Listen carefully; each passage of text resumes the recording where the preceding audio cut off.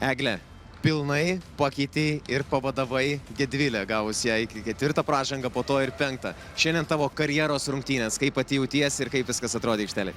Žiauriai džiugu, kad pagaliau man pasisekė, nes visą laiką slėpiuos po sesę šešėlių. Tikrai džiugu, kad Gedvilė iškritus iš rotacijos laimėjom vis tiek. Neapsakomas jausmas, tikrai žiauriai džiugu dėl savęs ir dėl komandos, kad laimėjom. Antra savaitė iš eilės, kuomet komanda stipriau žaidžia antrą rungtynių pusę. Kaip viską pakeisti, kad nuo rungtynių pradžios būtumėt tokios pat efektyvios?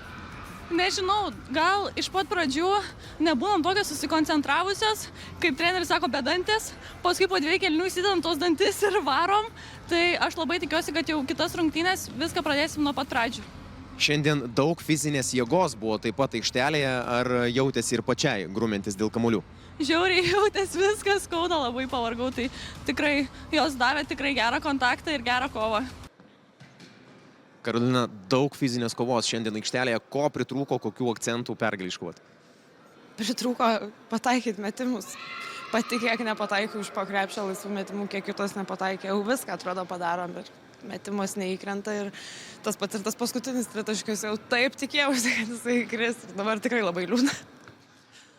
Buvo rungtynėse momentas, kuomet Gedvilė Savostaitė buvo pavykę išprovokuoti 4 asmeninę pražangą, bet po to ir Leskauskaitė ir jūsų komandoje irgi gavo.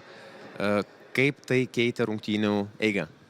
Labai pakeitė iš tikrųjų. Justina, kai įsibaudavo, tai iškart nebeturėjom dar vieno didelio žmogaus ir Saulė turi tada slinktis į 4 poziciją. Mes jau neturim tiek daug pranašumų tiek gynyboje, tiek puolime.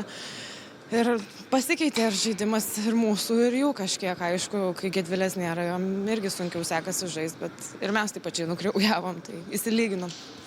O aš dabar noriu grąžinti šiek tiek į sezono pradžią. Buvo kalbama prieš šias rungtynes būtent apie didesnę drausmę komandoje. Tas jaučiasi akivaizdžiai žiūrint iš šono ir stebint jūsų žaidimą. Ar ta drausmė ir viskas sustyguota yra daug labiau, negu mes matėme pačioje pradžioje? Tikrai daug labiau, dabar viso žinom, ką turim padaryti, kur turim bėgti, kur turim atsistoti, kur turim paduoti perdavimą, kas turim mesti, iš kurio derinio, kas turi ką daryti. Viskas daug aiškiau ir tikrai yra, ir šiam rungtynėm turėjom aišku planą tiek puolime, tiek gynyboje. Tai žinom, kur mes turim atakuoti, kur mus atakuos ir kur mes turim išnaudoti savo stiprias pusės. Bet gavosi kaip gavosi, kai kur dar vis išlenda, bet nedadirbam iki galo.